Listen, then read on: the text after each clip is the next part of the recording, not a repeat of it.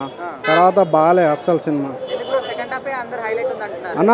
First show సినిమాలో అది సునీల్ చనిపోతాడు, మళ్ళా ఇది ఏంది ఇంకోటి సికావట్ సార్ కూడా చనిపోతాడు.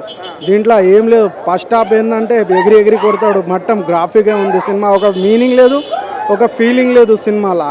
ఏం సినిమా అన్నిటికన్నా హైలైట్ అయ్యే సినిమా అంటున్నారు. బాహుబలి అని కలిగి అని ఏది అన్న. మట్టం సినిమా అంటారా అన్న. అసలు ఫస్ట్ హాఫ్ కూడా బాగాలేదు, సెకండ్ హాఫ్ కొద్దిగా లైట్గా బాగుంది. సినిమాలో ఒక స్టోరీ లేదు, ఒక కథ లేదు. జాతర సీన్ హైలైట్ అంటున్నారు. అది నాకు జాతర సీన్ అంటే అది ఏదో వాళ్ళ ప్రెగ్నెంట్ ఉంటాయి కాబట్టి హీరోని వాళ్ళ ప్రెగ్నెంట్ ఉంటాయి. అయితే అమ్మ పాప పుట్టాలని ఆ జాతరలో అది సెటప్ వేసి కొద్దిగా డాన్సింగ్ చేపిస్తారు అంతే. అంటే మొత్తానికి సినిమాలో ఏం లేదంటారు కదా. ఏం ఒక కథ లేదు, ఒక ఫీలింగ్ లేదు. ఏం సినిమా అని చెప్తాం దానికి. సరే ఒక చూసిన ఫస్ట్ మూవీ అయితే చూసిన పుష్పలో ఒక మీనింగ్ ఉంది. దీంట్లో పుష్ప పార్ట్ 2 అంటే ఒక మీనింగ్ లేదు, ఏం లేదు. ఏమని చెప్తాం. పార్ట్ 2 అసలు ఏం లేదు. ఏం లేదు. సినిమా డైరెక్షన్ కూడా ఏం కనిపించలేదు.